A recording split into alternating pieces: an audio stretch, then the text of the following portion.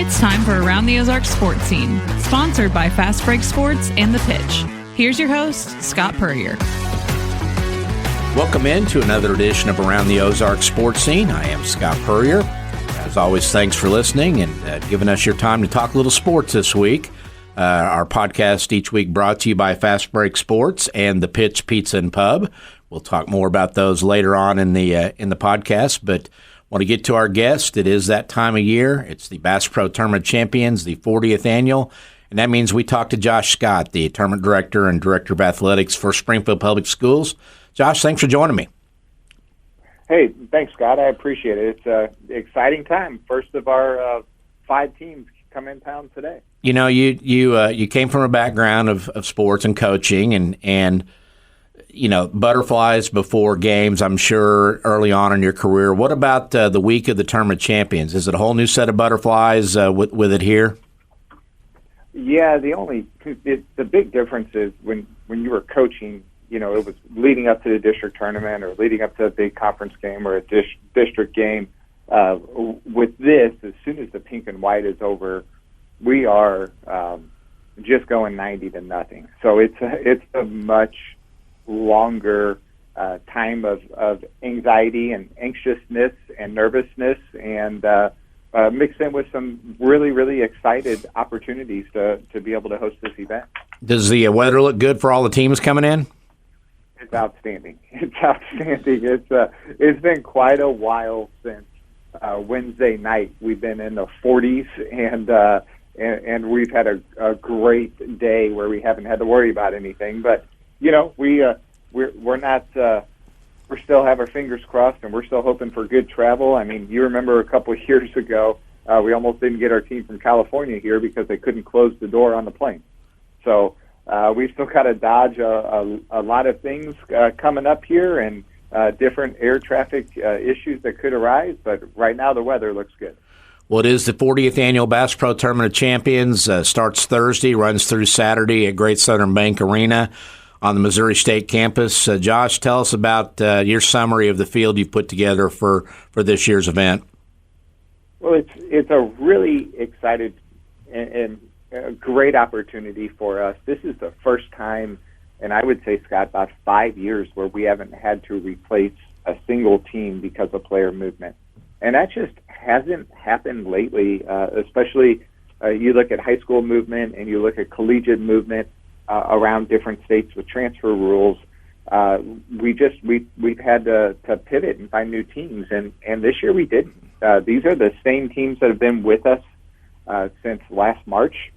And so we have Link Academy coming in. They're coming in with, I want to say, 4 losses, but what people don't realize is we're going to get the best version of Link Academy when they're here because they're finally going to be 100% healthy. So we're really excited with that. They're going to march out a starting lineup of 5 Power 5 Division I prospects, and that just doesn't happen on a high school basketball court very often. And we're going to be fortunate to do it 2 years in a row between Paul VI last year and Link Academy this year.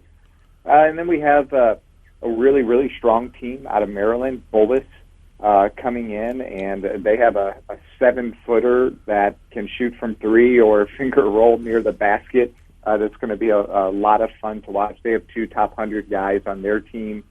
We have Oak Ridge out of Orlando, Florida, coming in, and they are an exciting team. They lost last year in the state championship game to the Boozer twins and Christopher Columbus High School. So they have everyone coming back, have a great team, really, really excited to watch them play.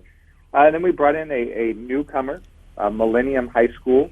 I feel it's really hard to see these, Scott. I feel bad. They have 4 kids that are going to play collegiate basketball, and their first round game Thursday night is against Link Academy. So we're going to have 9 college basketball kids on the court in an opening round game. I mean, that just doesn't happen very often. Coach Amundsen, he called me, I think 2 years ago during the pink and white, and we were able to bring them in this year. They're going to be a lot of fun to watch out of Arizona. And then we have Milton, High School and Coach Alan Whitehart coming in. They're flying in today. They came, I want to say 3 years ago, when their point guard was Bruce Thornton. Yeah. If you remember, he hit that half-court three-point shot to beat Nixa. Yeah, doing well at Ohio State now too. Been a bit. Yeah, doing outstanding.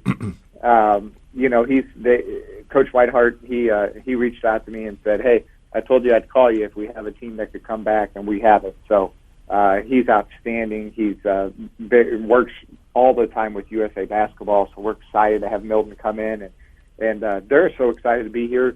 They bumped their trip up. They're coming in tonight. So it's the first time ever we've had somebody come in on a Tuesday. And then we have our locals with Springfield Central and Springfield Parkview. So I'm excited to have two SPS teams in the field this year.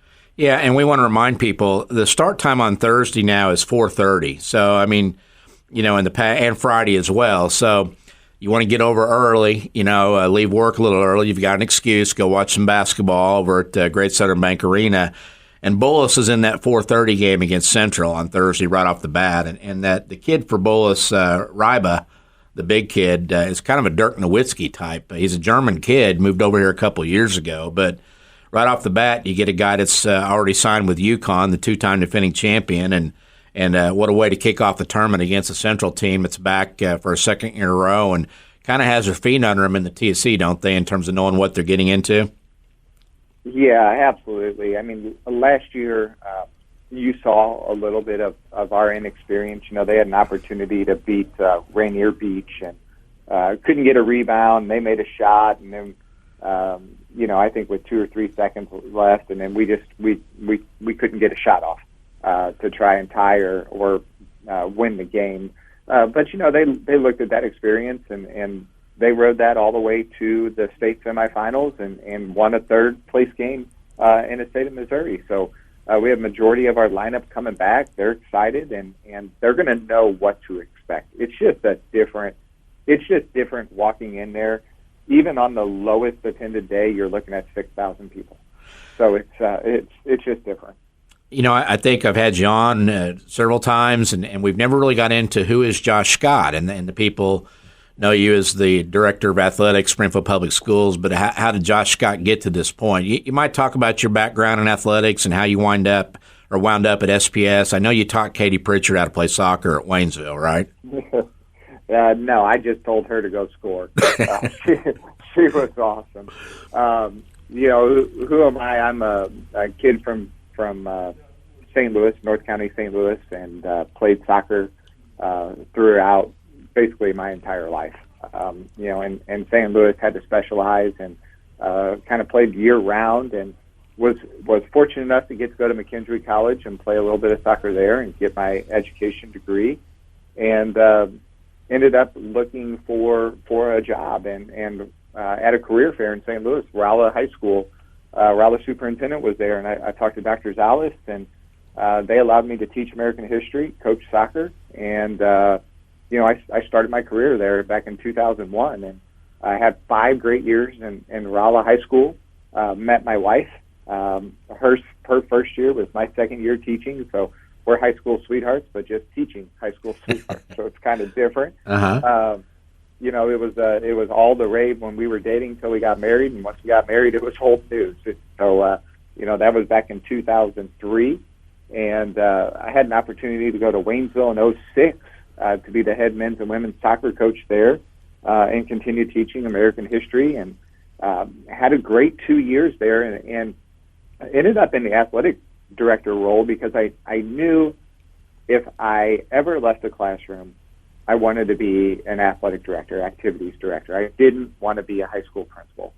And the position came up at Waynesville High School at the end of my second year, and it was probably too early for me to leave coaching.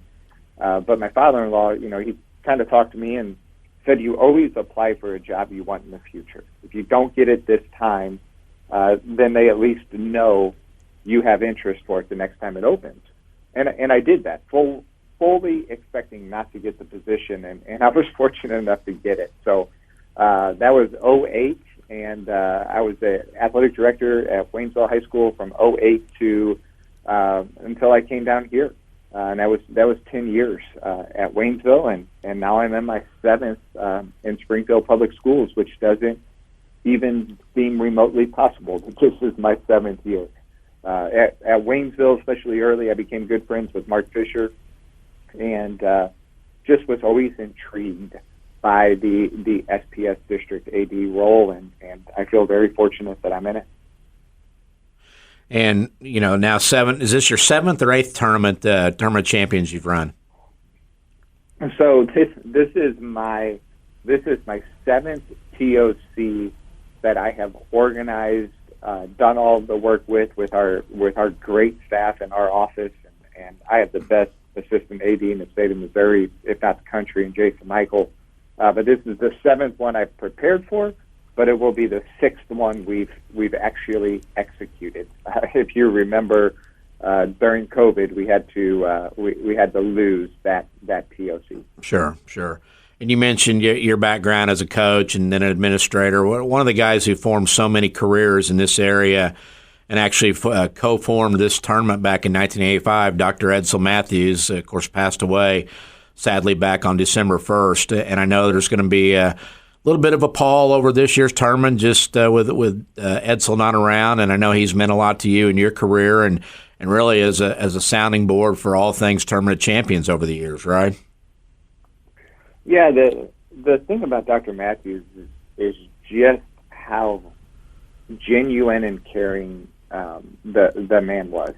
And when you come into a position and you take a position over that someone built something that they've had 33 iterations of the event, right? There was 33 tournament of champions before I came in, 34, and I walk in and not only am I new, I was a former soccer coach. It was I think the first time the director of this tournament had not coached men's basketball, and I'm sure there was some worry or concern about that. And every little change that I have promoted or prompted or pushed or executed was met with just sheer excitement and support from Dr. Matthews. And I don't know that every person in his role would have acted like that. And I've always respected the fact that Dr. Matthews, every time that I saw him, told me I was doing a great job and he was proud of us. And that's just, I just don't think that's normal in today's world. Do you have some things planned this weekend to pay tribute? So knowing Dr. Matthews, he would want the event about the kids and about basketball. Mm-hmm. So we're gonna take about a 90-second liberty right before the Hall of Fame induction, and we're gonna play a remembering and a memorial video for Dr. Matthews. And we want it to be a celebration, and we want it to be an honoring of what he helped to build and what it is today. When you take a job like the SPS job, the largest school district in the state, a lot of pressure comes with that. Did you feel more pressure not to screw up the tournament champions over going into the SPS job, or about equal? No, the funny piece was when I got this job, I really had to feel my way through, and it's kind of, as an athletic director in a high school, or overseeing high school, middle school athletic administrator, you're really in every decision. Here, I am trying to support our athletic administrators and our coordinators at our high schools and our middle schools and try and help coaches. And so I had a lot of concern about how I was going to do it. And I remember Dr. Dublin, when he hired me, just kind of in jest said, "Hey, just make sure you don't screw up the Tournament of Champions too," And I was like, "Yeah, I know. I thank you for that extra little nugget and pressure." But no, it's ever present. I am always worried about, what teams am I going to get next year? We already have what do we have? We have 6 of our 8 teams already set up and locked in and confirmed. We have 3 of them under contract. So we're trying to operate this event here coming up the next 3 days, but at the same time, I'm trying to find the best field I can for next year because it doesn't stop. I think one of the neat stories that a lot of times goes overlooked is what this tournament does for Springfield Public Schools. And in the official tournament program, there's a page that depicts this, shows some of the facilities and improvements. You might talk about that a little bit if you could. Yeah, the tournament from the origins has always been for the operating of a fundraiser. This was the opportunity. Bass Pro wanted to support Springfield Public Schools, and they wanted to have a very nice fundraising engagement with us. And these monies, this is what I tell all of my business partners when they support us. 100% of the proceeds of this tournament go back to our kids. We have bought everything from new weight equipment at multiple high schools, to water caddies for middle school football programs, to wall pads for middle school gyms, high school gyms. If you remember, Scott, a couple of years, I guess it's been about 6 years, 5 or 6 years ago when we redid all of our gym floors. That money to sand and paint was partly supplemented from Bass Pro Tournament of Champions. So when we say we put it back to the kids in our schools, it 100% goes back to our kids in our schools. When you got into this TSC world 6-7 years ago, it was a different world all around us. The college world now is so different with NIL and the transfer portal and kids moving, left and right to different schools, and now NIL is seeping into the high school level. Talk about some of the challenges of securing teams, because you mentioned you have 6 identified for next year already, 3 under contract. How has that landscape changed from your world of trying to identify and secure teams for the TSC? Well, one thing that I inherited, and I'm not sure if Mark Fisher developed this initially or if this was initially developed by Dr. Matthews, is we have a clause in every one of our contracts. And it says, we have the right to reconsider invitation if there's player movement. Now, most of the time, Scott, if a school has player movement, I think about 3 or 4 years ago when I started doing this and having to call people, I was really, really, really nervous. I was like, man, this was going to be a great experience, best tournament in the country, and now I've got to call somebody and tell them they can't come. But now when I call them, more often than not, the reply I get back is, I'm so sorry, you're doing the right thing, and a little bit of a thank you, because without those major players, they don't belong in the field, and they don't want to be here. So it's gotten easier, because I always I look at them and tell them, listen, when you get the kids back, give me a call, and we would love to honor our contract and welcome you back to the tournament when you have a team that's ready. How do you try to balance? Because we have a new level of high school basketball now with the Lynx and the IMGs and Montverdes and people like that. And then, you've got your traditional high schools, and you've got a good mix of both in this field, like you always do. With that new division, and I don't even know what to call it, other than superpowers of high school, however they break it down, because I know there's even separate national polls now in some of those, entities, on the websites and stuff. But how do you try to balance between those different types of high schools and what you bring in? Well, believe it or not, the major thing that Jason and I look at is what are the state association rules.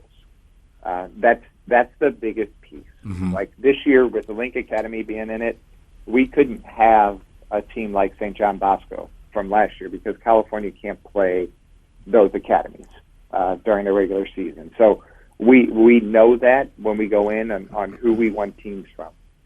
In fact, Georgia used to be that way, but they recently updated their bylaws to where it's allowable for that to happen. You want what we're looking for is how can we bring good games to our Springfield, Southwest Missouri, attendance and attendees and the people that come to watch the event. I don't want to have. I think 2 academies is maybe too much, but anymore these high schools that we're bringing in, that you would consider a traditional high school, like a Paul VI. Yeah, they were ranked number 1 or number 2 in every single poll last year. Mm-hmm. So it's really about finding the schools and the places with the best sophomores and juniors that we can find in the country, and then finding a coach that has built up the community that those kids are going to stay. And that's what we're trying to identify, is who has those kids, but more importantly, what are the relationships with that coach that those kids are going to stay. And you might talk about the process of determining the 1 or 2 local teams, usually 2. I know it's been 1 at some times over the course of time, but how you go about selecting the 2 locals. Yeah, the only time that I did 2 years ago, we kind of slid Link in as a local team. Yeah. Because we also brought in somebody else out of Missouri, so I didn't want to have 4 teams from Missouri in the event. I didn't want to do that, so that was more of that reasoning behind it. The 2 local teams, it's honestly who we feel like is going to have the best team coming back to represent Southwest Missouri. There's always going to be at least one Springfield public school in the field. Now, look at Southwest Missouri. We could easily have picked 5 different teams to be in their field. I think we have 5 teams ranked in the top 10 in the state of Missouri right now, just in Southwest Missouri. I think there's 12 overall if you look at men and women. I think is the tweet I thought I saw this morning. But you look through, Central High School had an incredible run. We had everyone coming back but one starter, and we felt like they deserved an opportunity to go 2 in a row. They hadn't been in the tournament since 2009, I believe. And then Parkview, this is a group of kids that honestly we've watched since their 7th grade year at Jarrett. And they are Jarrett Parkview kids. They've been in that line, and they've been trying to do everything right. And they were a free throw or 2 away from going to the Final Four in Class 5 last year. So we wanted to reward them. I think if you want a new feature for this year, you need to do some kind of a steps counter for Jack Simpson at Parkview and how many he accumulates over on the bench over the course of the 3 game. The guy definitely brings the energy, doesn't he? I give that guy such a hard time because I've never seen a coach that's been able to run a 2-2-2 defense because Jack's out there playing too. So he's awesome. He's so much fun to watch, and it's just the way he gets fired up. You can definitely see the way his kids play for him too. I think it's great. Well, you got a new feature this year with a 3-point contest. If you could talk about that. Yeah, so Ryan Kerr and J.J. Romines from Country Financial reached out to me, and as we were getting together, they said, we're really looking, we'd like to do a 3-point contest. And Scott, you've been around the TOC for quite a while. In fact, I think you were on the Stat Crew in Tournament 1. Is that what I said? Yeah, Stat Crew in 85 and then Media in 86 every year since. So, yeah, seen all 40. You've been with all 40 now. So, looking through, there's not exactly 40 minutes or 30 minutes anywhere of dead time that we could do it. So Jason and I visiting and looking through, we're going to have a 45-second round, and what we're looking at doing is after Game 1 of Thursday, we're going to shoot the first quarterfinals. After Game 2 on Thursday, we're going to shoot the second and the third quarterfinals, and then after Game 3 on Thursday, we're going to shoot the last quarterfinal. And the way we're going to do it is we're just going to have head-up competition, one kid on one side of the court, the other one on the other side of the court, start to 45 seconds at the same time, and we'll just add up the shots. And we're going to do quarterfinals on Thursday, semifinals after Game 2 on Friday night, And then the finals we're going to hold on Saturday evening right at 6 o'clock in what has been the traditional dunk contest slot, and we're going to move the Great Southern Bank Dunk Contest right after the three-point finals. Now, are the three-point competitors solely guys that are in the tournament? For this year, we are solely doing 8 participants. Okay. And I told JJ and Ryan, we kind of need to tiptoe into this and see what it does, because we want to add some excitement to Thursday, but we also don't want to have too much downtime. So I'm not sure how big this could get, or if we would ever go outside of the teams participating. But right now, we're gonna roll with that. And is that one per team? It's one per team, and we kind of have it set up to where the kids will have they'll shoot their competition, they'll have a game off to rest, and then they'll go with their team for their game. So, for instance, and we kept the matchups. It wasn't real creative, but it's our first time doing this. So, Central and Bullis are playing in game 1.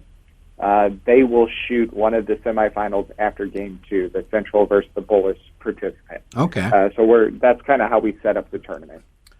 You know, our mutual friend Mark Fisher always likes to think he's the best golfer in the room. On Saturday, without question, he will not be the best golfer in Great Southern Bank Arena, correct? He will not be. I'm impressed that you called him your friend in front of people. Yeah. But we're excited. Kevin Kring from Convoy of Hope reached out to me and said, "Hey, I have a weird one for you." And I'm sitting at the Pink and White at O'Reilly Family Event Center. We're trying to execute and operate that tournament. And he said, "Hey, you don't know me, but I have a very good friend named Bubba Watson who loves high school basketball, and I was wondering if you would mind hosting Bubba Watson at the Tournament of Champions on Saturday." And I've been trying to work with Convoy of Hope for a couple of years, and we've just never been able to get together, whether it was my schedule or theirs, or after the tournament we forget everything and then come back. So we're going to have a 2-time Masters golf champion in the front row for Saturday's event, and I'm just, as a golf fanatic, I'm ecstatic about it. I can't wait. And he's going to judge the dunk contest, correct? He's going to judge the dunk contest and be there for the games on Saturday with his wife and their 2 kids, and just like literally coming up to enjoy high school basketball. That's awesome. Why he's coming up. And hopefully, unlike a local media member, he'll know his 6 sign from his 9 sign on the dunk scoring, right? Well, we're going to try and keep him as far away from Wyatt as we can.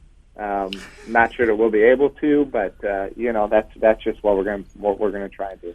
This is the, I believe, 6th induction class for the Tournament Champions Hall of Fame. You've got a special group going in. Tell us about them. It is. We are going to induct our honorary coaches who have been with us for 20 tournaments or more, and going all the way back to '85. One of the things that was special about this event is that when you came from Middle Village, New York, or in today's game, Milton, Georgia, you were assigned coaches who were local business people or people close to us, and they would show you where to go, what to do, answer questions, give directions, and just somebody to host and make our teams feel comfortable. And they are paramount to our success. When somebody like Alan Whitehart from Milton, Georgia, comes and says, "This is the best tournament and experience in the country, no one else is close," it's because they have constantly someone checking on them, helping them, supporting them, and doing anything that is needed. And we just could not, while we're trying to operate the tournament, we just could not do that personally at the same time.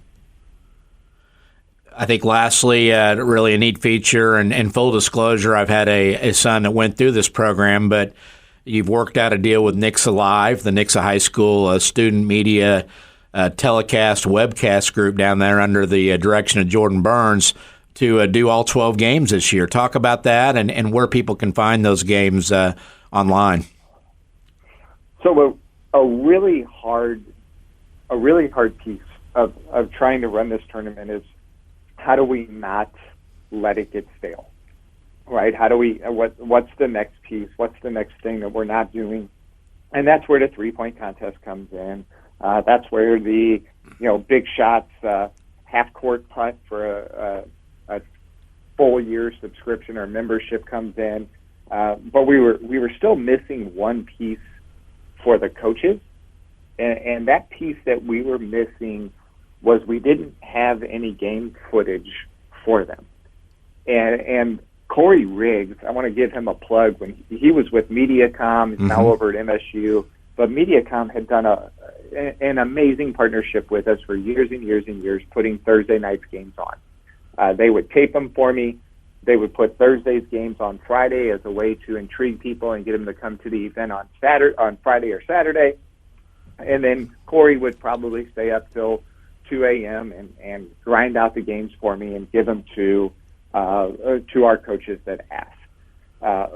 But what I found was I was producing or televising Thursday's games, and then maybe the semifinals and the finals, but we still had people around the country that couldn't watch their kids participate in the other games.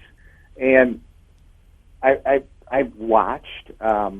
I've been jealous of what they're doing over there at Nixa for a while, and I just decided to reach out to their AD first, and then called Jordan. I was able to get the blessing from the administration at Nixa, and I just said, Jordan, you guys do a great job. I am very interested in you all broadcasting all 12 games. And man, Jordan, I think he's an Ozark kid, and I think he played in the TOC or was a part of the TOC maybe when Ozark was in it, and he just jumped at it. And it's been unbelievable. We actually have a meeting today with that Nixa staff to go over the event, answer questions, and really just trying to make them a part of the event. And they're gonna already sent out a Google slide where we can, or a Google link. All the games will be dumped for the coaches, for statting, and for scouting purposes. All of the games are going to be played through SpringfieldSports.net, our Parkview page.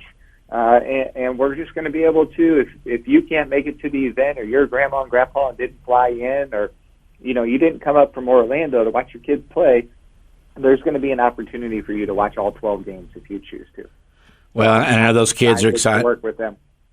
Yeah, I was just saying, those kids are excited. My son gets to come back and do a couple games. He's gone to that tournament all his life. Without Nixa Live, he wouldn't be at the University of Arkansas studying multimedia journalism. So we owe a lot to that. But I know that it's a great thing they do down there. It's gotten better every year. Jordan Burns is phenomenal. And for those fans who are used to seeing them on YouTube, this will be a different way to go find the TSC games, right? The Parkview address. What was that again? Yes, it's under SpringfieldSports.net. Okay. So we have a dedicated streaming page. We don't put ours on YouTube. We have a dedicated streaming page that all of our Huddle cameras broadcast all of our games on, to which now SPS, we have Huddle cameras that broadcast games for baseball, softball, soccer, volleyball, basketball, wrestling, and then obviously football. Is there talk in the SPS about trying to, some of the schools or all the schools maybe to create something like that? So we're starting. Our video boards were the first step in that direction for us, and it really got some good momentum and ideas. And I will tell you, Jordan and Nixa have been very gracious when Nixa went over to Glendale to play football this year. Jordan brought the truck over, kind of toured it with our Glendale kids. So, as I'm kind of hoping that this relationship I'm making with Jordan will help push some of our schools that direction too. That's awesome. Well, I know, Josh, you might have just a few things going on this week, so I wanted to thank you for your time and And remind people, again, 4:30 the start time on Thursday and Friday, 2:30 on Saturday. You don't want to miss any of the action. I know you're excited as well. Yes, I can't wait. Weather's going to be good. Here is one other PSA, Scott, that I'm a little bit surprised you forgot to push. Great Southern Bank Arena at MSU has outstanding cell service. So you can sit in the stands, watch YouTube TV, and still enjoy high school basketball. That's awesome, yeah, and that doesn't happen everywhere. I mean, I was at Bud Walton Arena, and I'm about to throw my phone down because I can't get out, and stuff. So we appreciate that. Josh, thanks for your time. Have a great tournament. We'll see you over there this weekend. Thanks, Scott. Take care. Bye-bye. You bet. Closing segment in 3, 2, 1. That's going to do it for another edition of Around the Ozarks Sports Scene. Thanks, everyone, for listening. Encourage you to get out to the Bass Pro Tournament Champions. Special thanks to Josh Scott for his time and a very busy week for him. But, again, 4:30 start time on Thursday and Friday, 2:30 on Saturday. You can get tickets at the Great Southern Bank Arena box office. Go online and Google it up and get your tickets because it'll be very much a crowd demand situation with Link Academy and the others in the field this year as well. Special thanks to our sponsors, Fast Break Sports and the Pitch Pizza and Pub. Fast Break Sports located at 3109 South Campbell. It's your home for all things sports collectibles, memorabilia. They've got it for your man cave. They've got the boxes and card holders and supplies you need for those valuable football and baseball and basketball cards you collect, all at Fast Break Sports. And, of course, the Pitch Pizza and Pub, one of our favorite places for lunch or dinner, located 2924 East Sunshine in the Southern Hills Shopping Center. Go to the Pitch and have a great pizza, their calzones, their salads, their sandwiches, cold beverages, TVs around to watch whatever you want to watch on sports. And that kind of leads into our The Pitch What to Watch segment as we close it out. We mentioned the Bass Pro Tournament Champions. You can watch it online this year at the address Josh gave, courtesy of the Knicks Alive crew, and that's a free view for those who want to see it. It's the NFL playoff time continuing. The Chiefs finally get back in action. They've got a 3:30 kickoff on Saturday. The Houston Texans come up to Arrowhead Stadium. Other matchups this weekend in the NFL are the Washington Commanders at the Detroit Lions. You got the Rams at the Philadelphia Eagles. And then another fun one Sunday night, the Baltimore Ravens and the Buffalo Bills. That should be a dandy in the AFC semifinals there. Finally, on Monday night, NCAA championship game finally is here. It'll be the national championship tilt between Notre Dame and Ohio State, the final two survivors in this first year of an NCAA playoff setup with 12 teams. So who am I picking? I think Ohio State's going to be awfully tough to beat, but I love Marcus Freeman and what he's doing at Notre Dame, so it should be a lot of fun to watch. Again, that's going to do it. Appreciate all the listeners out there. We'll see you next week on Around the Ozarks Sports Scene.